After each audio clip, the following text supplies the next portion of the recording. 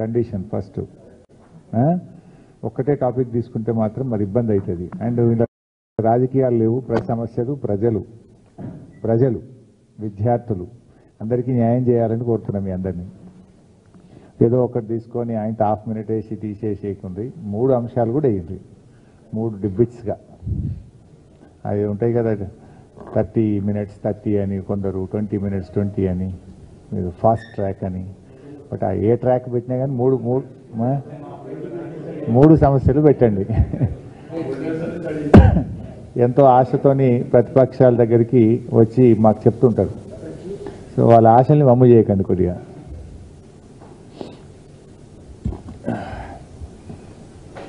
అందరికీ నమస్కారం. స్టార్ట్ చేద్దామా? టైం అయిందా?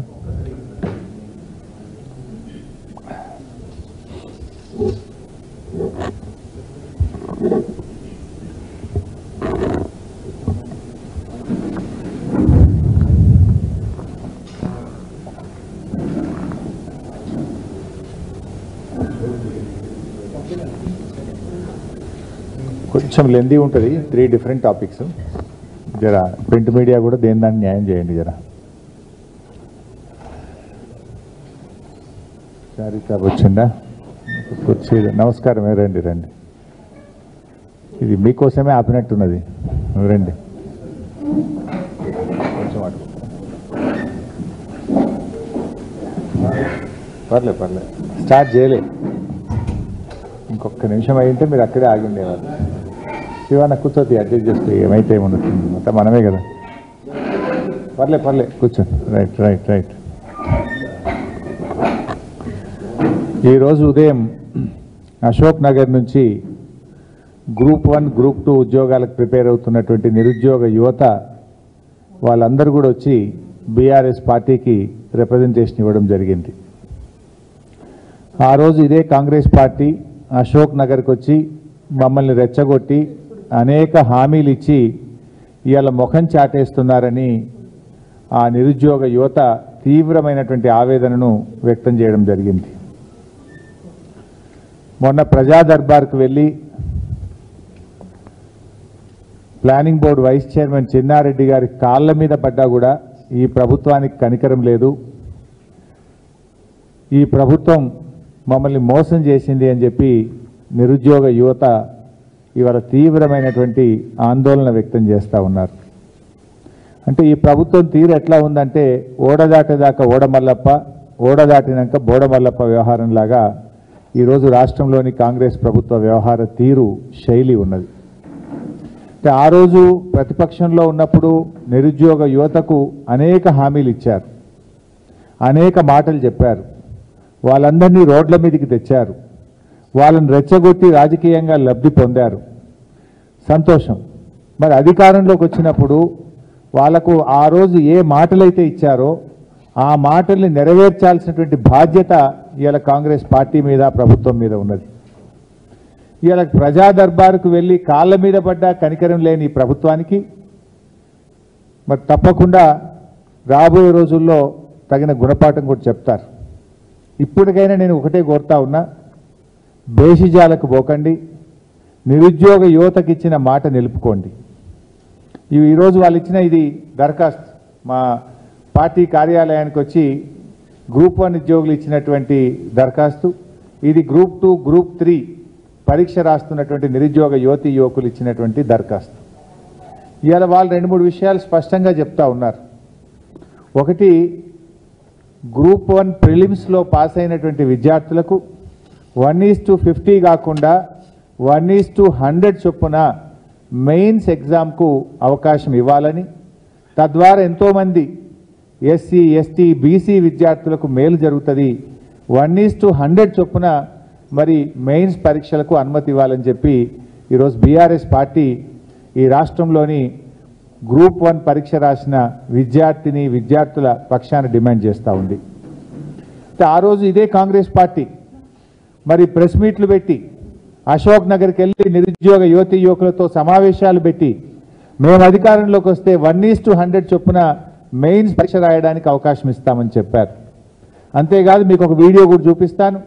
అసెంబ్లీలో ఈనాడు ఉప ముఖ్యమంత్రిగా ఉన్న బట్టి విక్రమార్క గారు కూడా 1:100 చొప్పున మెయిన్స్ పరీక్షకు అనుమతి ఇవ్వాలని చెప్పి ఆయన అసెంబ్లీలో డిమాండ్ చేశారు. మరి ఆ రోజు అశోక్ నగర్కి వెళ్ళి మాట్లాడతారు, అసెంబ్లీలో మాట్లాడతారు. ఈరోజు అధికారంలోకి వస్తే ఎందుకు 1:100 అనుమతి ఇవ్వడం లేదు అని చెప్పి నేను అడుగుతా ఉన్నా. అంటే ప్రతిపక్షంలో ఒక మాట, అధికారంలోకి వస్తే ఇంకో మాట ఉంటుందా? ఎందుకు మీరు మాట తప్పుతా ఉన్నారు? ఆ యువత వచ్చి మీ కాళ్ళ వేళ్ళ పడ్డా కూడా కనికరం లేదా మీకు? కనీసం స్పందించరా అని నేను అడుగుతా ఉన్నా. ఆ రోజు బట్టి గారు మాట్లాడినటువంటి వీడియో కూడా ఈరోజు మీ ముందు అసెంబ్లీలో ఆయన మాట్లాడిన వీడియో కూడా చూపిస్తాం. సరే, చాలా సంవత్సరాల తర్వాత ఈ రాష్ట్రం వచ్చిన తర్వాత మొదటిసారి వాళ్ళకి నోటిఫికేషన్ ఇచ్చారు అధ్యక్ష. 1:50 వాళ్ళ ఎలిజిబిలిటీ ఇచ్చారట. 1:50 కాకుండా 1:100 ఇస్తే కొంత ఎక్కువ మంది చాలా సంవత్సరాల నుంచి ప్రిపేర్ అవుతున్నారు కాబట్టి అవకాశాలు బాగుంటాయి. కాబట్టి దయచేసి 1:100 ఇవ్వాల్సిందిగా నేను మీ ద్వారా రాష్ట్ర ప్రభుత్వాన్ని ఆలోచన చేసి అవకాశం ఇవ్వాల్సిందిగా కోరుతా ఉన్నాను. ఆ రోజేమో 1:100 ఇవ్వాలని యువతను రెచ్చగొట్టారు. మేము అధికారంలోకి రాగానే 1:100 అవకాశం ఇస్తామని చెప్పారు. ఈరోజు ఎందుకు ఇవ్వడం లేదు? ఎందుకు మాట తప్పుతున్నారు? నిరుద్యోగ యువతి యువకులకు సమాధానం చెప్పాలని చెప్పి మేము డిమాండ్ చేస్తున్నాం. రెండవది, ఈరోజు వాళ్ళు ఇంకొక బ్యాచ్ కూడా గ్రూప్ 2, గ్రూప్ 3 ఉద్యోగాలకు సంబంధించి కూడా బీఆర్ఎస్ పార్టీకి దరఖాస్తు ఇచ్చారు. ముఖ్యంగా దీంట్లో ఆ రోజు అశోక్ నగర్కి వెళ్ళి గ్రూప్ 2 ఉద్యోగాలు అప్పటి బీఆర్ఎస్ ప్రభుత్వం తక్కువగా నోటిఫై చేసింది. గ్రూప్ 3 ఉద్యోగాలు చాలా తక్కువగా నోటిఫై చేశారు. రాష్ట్రంలో చాలా ఖాళీలు ఉన్నాయి. మేము అధికారంలోకి వస్తే గ్రూప్ 2లో మరో 2000 ఉద్యోగాలు అదనంగా కలిపి పరీక్ష పెడతామన్నారు. గ్రూప్ 3లో మరో 3000 ఉద్యోగాలు అదనంగా కలిపి పరీక్షలు పెడతామని చెప్పి ఆ రోజు హామీ ఇచ్చారు. కానీ ఈరోజు పిల్లలు వెళ్ళి అడిగితే ఏమంటున్నారంటే ఇప్పుడేం అవకాశం లేదు, అన్ని పోస్టులు ఖాళీ లేవు అని మొహం చాటేస్తున్నారు. సార్, ఇవాళ ప్రధాన ప్రతిపక్షంగా మీరైనా ఈ ప్రభుత్వం మెడలు వంచండి, శాసనసభలో ప్రశ్నించండి అని చెప్పి ఆ నిరుద్యోగ యువత ఈరోజు మాకొచ్చి రిప్రజెంట్ చేయడం జరుగుతూ ఉంది. నేను అందువల్ల కాంగ్రెస్ ప్రభుత్వాన్ని డిమాండ్ చేస్తా ఉన్నా, ఆ రోజు మీరు ఇచ్చిన హామీకి అనుగుణంగా గ్రూప్ 2కు మరో 2000 ఉద్యోగాలు జోడించాలని, గ్రూప్ 3కి మరో 3000 ఉద్యోగాలు జోడించి ఈ పరీక్ష నిర్వహించి నిరుద్యోగ యువతి యువకులకు ఇచ్చిన మాట నిలబెట్టుకోవాలని చెప్పి నేను కాంగ్రెస్ పార్టీని, ప్రభుత్వాన్ని డిమాండ్ చేస్తా ఉన్నా. ఇక మూడవ అంశం, ఎగ్జామ్కు మధ్య కనీసం 2 నెలలు గ్యాప్ ఉండాలని గతంలో కాంగ్రెస్ పార్టీ డిమాండ్ చేసింది. ఈరోజు ఏమవుతుందంటే 17th జూలై నుంచి 31st జూలై వరకు డిఎస్సి ఎగ్జామ్ నిర్వహిస్తూ ఉన్నారు. ఆగస్టు 7, 8వ తేదీల్లో గ్రూప్ 2 పరీక్ష నిర్వహించారు. అంటే ఎగ్జామ్ మధ్య కేవలం 7 రోజుల సమయం మాత్రమే ఉన్నది. గతంలో కాంగ్రెస్ పార్టీ పిల్లలు ఎట్లా చదువుకుంటారు, కనీసం 2 నెలలు గ్యాప్ ఉండాలని చెప్పి మాట్లాడినటువంటి కాంగ్రెస్ పార్టీ ఈరోజు పిల్లలు పోయి మాట్లాడితే అవకాశం లేదు అని చెప్పి ముఖం చాటేస్తున్నారు, మాట తప్పుతున్నారు అని చెప్పి పిల్లలు అంటా ఉన్నారు. సంగీత అనే ఒక అమ్మాయి పరీక్షలు రాయడంలో తేదీలు దగ్గరగా ఉండి ఒత్తిడిలో ఆత్మహత్య చేసుకున్నదని కూడా ఆ పిల్లలు మా దృష్టికి తెచ్చారు. ఒత్తిడికి లోనైపోయి దగ్గర పరీక్షలు పెట్టడం ద్వారా ఇదే అశోక్ నగర్లో కోచింగ్ సెంటర్లో శిక్షణ తీసుకుంటున్న సంగీత అనే అమ్మాయి ఈ మధ్యకాలంలో ఈ ప్రభుత్వం వచ్చిన తర్వాత ఆత్మహత్య చేసుకోవడం జరిగింది. అంటే నిరుద్యోగ యువత ఆత్మహత్య చేసుకున్నా మీకు కనికరం లేదా? మీరు కళ్ళు తెరవరా? మీరు ఆనాడిచ్చిన భాషణలు ఏమైపోయినాయి? ఆనాడిచ్చిన ఉపన్యాసాలు ఏమైపోయినాయి? ఇప్పటికైనా ఆ యువతకి ఇచ్చిన మాటకు అనుగుణంగా పరీక్షకు మధ్య 2 నెలల కాల వ్యవధిని పెట్టాలని చెప్పి ప్రభుత్వాన్ని మేము డిమాండ్ చేస్తూ ఉన్నాం. 4వ అంశం, మేము జాబ్ క్యాలెండర్ ఇస్తామని చెప్పారు. అన్ని పత్రికల్లో ఫుల్ పేజ్ యాడ్లు ఇచ్చారు.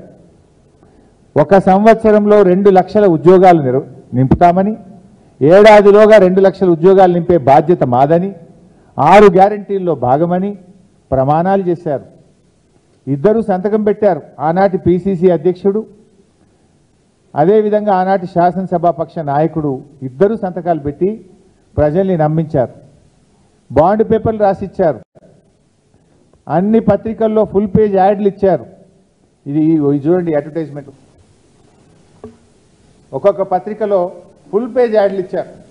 మేము 6 గ్యారెంటీలు అమలు చేస్తాం, ఏడాదిలోగా 2 లక్షల ఉద్యోగాలు ఇస్తాం, ఇది మా జాబ్ క్యాలెండర్ ఇచ్చారు. ఏమైంది? ఎన్నికల ముందు జాబ్ క్యాలెండర్ ఇచ్చిన మీరు ఇవాళ అధికారంలోకి వచ్చిన తర్వాత 6 నెలలైనా జాబ్ క్యాలెండర్ ఎందుకు విడుదల చేయలేదు అని నేను నిరుద్యోగ యువకుల పక్షాన్ని అడుగుతా ఉన్నా. ఆనాటి మీ ఉపన్యాసాలు ఏమైనాయి? ఎందుకు జాబ్ క్యాలెండర్ ఇవ్వడం లేదు? మీరు ఏడాదిలోగా 2 లక్షల ఉద్యోగాలు ఇస్తామన్నారు, ఇప్పటికీ 6 నెలలు అయింది. ఏవి మరి 6 నెలల్లో ఒక్క నోటిఫికేషన్ ఇచ్చారా? ఏవి మీ 2 లక్షల ఉద్యోగాలకు మీ ప్రణాళిక ఏది? మీ జాబ్ క్యాలెండర్ ఏది? అంటే ఆనాడు ప్రతిపక్షంలో మాటలు కోటలు దాటినాయి, నేడు అధికారంలోకి వచ్చినాక మీ చేతలు గడప దాటిన పరిస్థితి. ఇది నిరుద్యోగ యువకులను మోసం చేయడం కాదా? ఎందుకు 6 నెలలైనా మీరు జాబ్ క్యాలెండర్ ఇవ్వలేదో ఇవాళ యువకులకు సమాధానం చెప్పాలని చెప్పి నేను డిమాండ్ చేస్తా ఉన్నా. 5వది, ఆ రోజు ఏమన్నారు? రాష్ట్రంలో 25,000 ఉపాధ్యాయ పోస్టులు ఖాళీగా ఉన్నాయి. మేము అధికారంలోకి వస్తే మొదటి క్యాబినెట్లోనే మెగా డిఎస్సికి 25,000 ఉద్యోగాలతో నింపుతామని మాట ఇచ్చారు. ఏమైంది మీ మెగా డిఎస్సి? ఇవాళ ఎందుకు 11,000 ఉద్యోగాలకే పరిమితం చేశారు? ఆనాడు 25,000 ఖాళీలు ఉన్నాయని చెప్పిన మీరు ఇవాళ మెగా డిఎస్సిని 11,000కే ఎందుకు పరిమితం చేశారు? ఇచ్చిన మాట ప్రకారంగా ఉపాధ్యాయ ఉద్యోగాలను 25,000కు పెంచి మెగా డిఎస్సిని మరి నిర్వహించాలని చెప్పి బీఆర్ఎస్ పార్టీ డిమాండ్ చేస్తూ ఉంది. ఇవాళ ఈ రాష్ట్రంలోని నిరుద్యోగ యువకుల పక్షాన ఇవాళ ఈ రాష్ట్ర ప్రభుత్వం ముందు 5 డిమాండ్లు సూటిగా పెడతా ఉన్నాం. ఈ 5 డిమాండ్లు కూడా మీరు రాతపూర్వకంగా ఇచ్చిన హామీలు, మీరు నిరుద్యోగ యువకులకు మీ ఉపన్యాసాలలో ఇచ్చిన హామీలు, ఇవన్నీ కూడా మీరు ప్రజలకు ఇచ్చిన హామీలు అడుగుతున్నాం. మేము కొత్త డిమాండ్లు ఏం పెట్టడం లేదు. సో డిమాండ్ నెంబర్ 1, గ్రూప్ 1లో 1:100 చొప్పున మెయిన్స్ పరీక్షలకు పిల్లల్ని అనుమతించాలి. డిమాండ్ నెంబర్ 2, గ్రూప్ 2లో 2,000 ఉద్యోగాలు పెంచి గ్రూప్ 3లో 3,000 ఉద్యోగాలు పెంచి గ్రూప్ 2, గ్రూప్ 3 పరీక్షలు నిర్వహించాలి అని చెప్పి డిమాండ్ చేస్తూ ఉన్నాం. Demand number 3, exam to exam మధ్య 2 నెలల గ్యాప్ ఉండాలని చెప్పి ఆ రోజు మీరు ఇచ్చిన మాటను అమలు చేయాలని, ఇప్పటికే ఇచ్చిన తేదీలు వాటిని మార్చి ఎగ్జామ్ టు ఎగ్జామ్ 2 నెలలు వ్యవధి ఉండే విధంగా ఇచ్చిన మాట నిలుపుకోవాలని చెప్పి డిమాండ్ చేస్తూ ఉన్నాం. డిమాండ్ నెంబర్ 5, 2 లక్షల ఉద్యోగాలతో జాబ్ క్యాలెండర్ ఇస్తామని చెప్పి 6 నెలలైనా ఇప్పటిదాకా జాబ్ క్యాలెండర్ విడుదల చేయలేదు. ఏడాదిలోగా 2 లక్షల ఉద్యోగాలు నింపుతామన్నారు. ఆ 2 లక్షల ఉద్యోగాలు వచ్చే 6 నెలల్లో ఎలా నింపబోతున్నారు? ఆ జాబ్ క్యాలెండర్ను విడుదల చేసి ఆనాడు ఇచ్చిన మాట ప్రకారంగా వచ్చే 6 నెలల్లో 2 లక్షల ఉద్యోగాల నియామకాల ప్రక్రియ పూర్తి చేయాలని డిమాండ్ చేస్తున్నాం. డిమాండ్ నెంబర్ 5, ఆ రోజు 25,000 ఉపాధ్యాయ ఖాళీగా ఉన్నాయని చెప్పారు. ఆ ఇచ్చిన మాట ప్రకారంగా 25,000 ఉపాధ్యాయ ఉద్యోగాల భర్తీకి మెగా డిఎస్సి నిర్వహించాలని, ఇప్పటికే మీరు ఇచ్చిన 11,000 ఉద్యోగాలను 25,000కు పెంచి మరి డిఎస్సి నిర్వహించాలని చెప్పి మేము డిమాండ్ చేస్తూ ఉన్నాం. ఈ 5 డిమాండ్లు రాష్ట్రంలోని నిరుద్యోగ యువకుల పక్షాన మేము చేస్తూ ఉన్నాం. ఆ పిల్లలు చాలా బాధపడ్డారు. Public service commission chairman Mahender Reddy గారి దగ్గరికి వెళ్తే ఇది మా చేతుల్లో లేదు, ప్రభుత్వాన్ని అడగమని చెప్తున్నారట. ఇవాళ 2 months గ్యాప్ విషయంలో కానీ, పోస్టులు పెంచే విషయంలో కానీ పిల్లలు వెళ్ళి చైర్మన్ గారిని అడిగితే ఇది మా చేతుల్లో లేదు, ప్రభుత్వాన్ని అడగమంటున్నారట. ప్రభుత్వ పెద్దల దగ్గరికి వెళ్ళి కాళ్ళ వేళ్ళ పట్టినా వాళ్ళు స్పందించడం లేదని బాధపడుతున్నారు. ప్రొఫెసర్ కోదండరామ్ గారి ఇంటికి కూడా వెళ్ళాం. సార్ మీరు ఆ రోజు మీరు మాట ఇచ్చారు, గ్రూప్ 2, గ్రూప్ 3 ఉద్యోగాలు 2,000, 3,000కు పెంచుతామని మీరే కదా ఆ రోజు మా దగ్గరికి వచ్చి చెప్పారు. మీరే కదా ఆ రోజు రేవంత్ రెడ్డి గారి ఇంటికో బట్టి విక్రమార్క గారి ఇంటికి మమ్మల్ని పంపారు. మళ్ళీ ఇవాళ మీరే బాధ్యత తీసుకొని మాకు ఆ ఉద్యోగాలు ఇప్పియాలని కోదండరామ్ గారి దగ్గరికి వెళ్తే మాకు స్పందన దొరకడం లేదని ఆ పిల్లలు వాపోతా ఉన్నారు. అందువల్ల నేను కోదండరామ్ సార్ని కూడా కోరుతా ఉన్నా, ఆ రోజు మీరు నిరుద్యోగ యువకులకు ఎన్నో ఆశలు కల్పించారు. మరి మీ మీద నమ్మకం కొద్దీ వాళ్ళు కాంగ్రెస్ పార్టీకి మీరు ఓట్లు వేయించారు, ప్రచారం చేయించారు. మరి ఈరోజు ఆ బాధ్యత తీసుకోండి. ఆ రోజు నిరుద్యోగ యువకులకు మీరు ఇచ్చిన బాధ్యత ఈరోజు తీసుకోవాలని కోదండరామ్ గారిని కోరుతా ఉన్నా. ఎందుకంటే మీ మీద ఉన్న గౌరవం కాపాడుకోండి. ఇలా గ్రూప్ 2 ఉద్యోగాలు 2000 యాడ్ చేయండి, గ్రూప్ 3లో 3000 యాడ్ చేయండి. అదేవిధంగా 1:100లో గ్రూప్ 1 ఉద్యోగాలకు అవకాశం ఇవ్వండి. మీరు చెప్పారని పిల్లలు చెప్తున్నారు, అది స్టాట్యుటరీ బాడీ, అవకాశం లేదని మీరు చెప్తున్నారు. మరి ఆ రోజు మీకు తెలియదు అది స్టాట్యుటరీ బాడీ అని? ఆ రోజు మీరు 1:100 అవకాశం ఇస్తామని మీరే కదా ఈ పిల్లల్ని రెచ్చగొట్టారు. ఇప్పుడు మహేందర్ రెడ్డి గారి దగ్గరికి వెళ్తేనేమో ప్రభుత్వాన్ని అడగమంటారు, ప్రభుత్వం దగ్గరికి వెళ్తేనేమో అది స్టాట్యుటరీ బాడీ అని ఒకరి మీద ఒకరు చెప్పి పిల్లలకి ఇలా అన్యాయం చేస్తూ ఉన్నారు.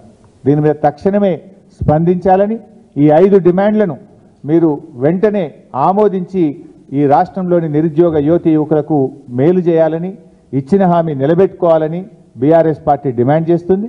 ఒకవేళ మీరు స్పందించకపోతే తప్పకుండా రాబోయే రోజుల్లో ఈ రాష్ట్రంలోని నిరుద్యోగ యువతి యువకుల మధ్య వాళ్ళ పక్షాన పెద్ద ఎత్తున ప్రజా పోరాటానికి కూడా శ్రీకారం చుడతాం. వాళ్ళకు న్యాయం జరిగేదాకా వాళ్ళకు వెన్నంటి ఉంటామని చెప్పి ఈ ప్రభుత్వాన్ని హెచ్చరిస్తూ ఉన్నాం. మొదటి అంశం అయిపోయింది భాయ్ సాబ్, మరి 3 న్యాయం చేయాలి మిత్రమా. అన్నీ మరి చాలా పబ్లిక్ ఇష్యూస్ మాట్లాడుతున్నా నేను. I request you to please do justice. ఇక రెండో అంశం,